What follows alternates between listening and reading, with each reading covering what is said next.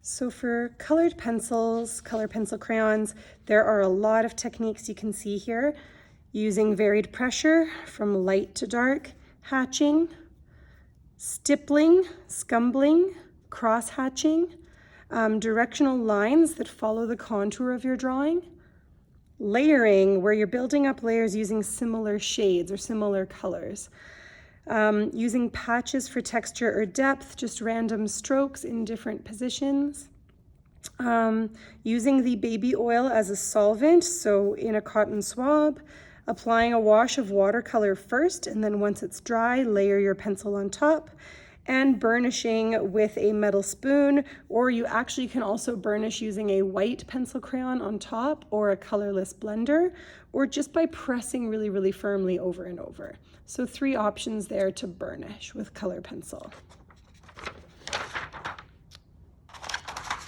Okay, drawing pencil, you have similar techniques, a blended fade, hatching, cross hatching, stippling, scumbling, following the directional lines, creating patches for texture, burnishing once again, and drawing almost in reverse, so using your eraser to help you.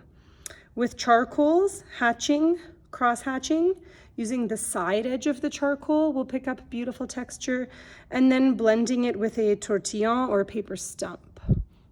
You could also try the cheesecloth with that. Chalk pastel and Conte. So we have layering of 2 colors, which creates a blend in the center. We have a nice flat wash of color, blended color using cheesecloth, a tissue, or your fingers, just varying your pressure, lighter to dark. Cross hatching or hatching, the side edge of the chalk, using the point of the chalk, and also don't forget that white chalk that I'd mentioned earlier. Can create some really beautiful blends.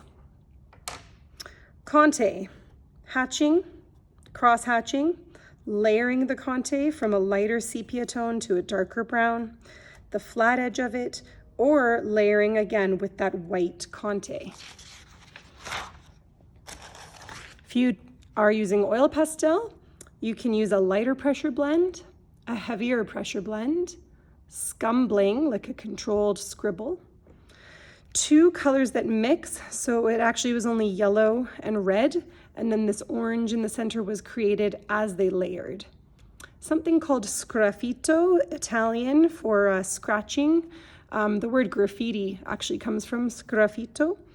But you want to overlap 2 thick layers of the oil pastel, and then you can just use a paper clip or a popsicle stick or something that you have to scrape away the top layer, so scratching it. Stippling with the ends, using that baby oil as a solvent once again, or using the sharper edge of the oil pastel. Wax crayons, you have hatching and cross hatching, varying the pressure, blending in a soft way, just again, that's a pressure thing.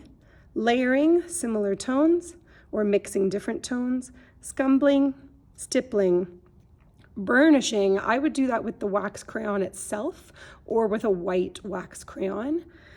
You can heat up the paper before you use the crayon and just use a hairdryer on that area, and it creates really smooth lines. You can also use baby oil as a solvent. Last couple. We have inks and the drawing pens. So you can dilute that ink and make it act more like a watercolor. So just use some water. You can use the ink at full strength. So this is the same purple, but just varying degrees all in between, or create graded washes.